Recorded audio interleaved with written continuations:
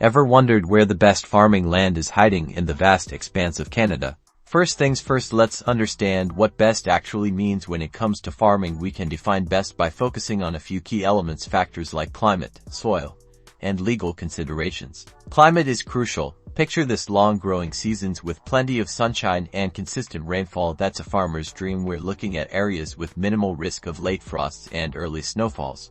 With favorable wine conditions, soil quality is the next big thing we want. Rich, fertile soil, think deep topsoil, good drainage, and a balanced pH level that can support a wide range of crops. We also want to examine the legal considerations. The federal and provincial governments have farming regulations that dictate things like land use, water rights, and environmental protections. These regulations can vary dramatically between provinces and territories. A stable and supportive legal environment creates a great environment for success. These factors directly influence productivity, cost-effectiveness, and long-term sustainability. So, what's the answer?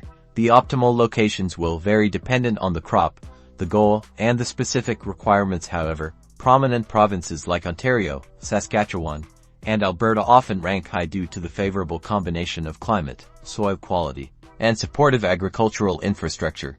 In conclusion, while determining the absolute best is complex, these provinces offer strong foundations for sustainable agriculture. Remember to consider the specific crop you want to grow, and always research local conditions and regulations before making any major farming decisions. And don't forget to like and subscribe for more Canadian agriculture insights.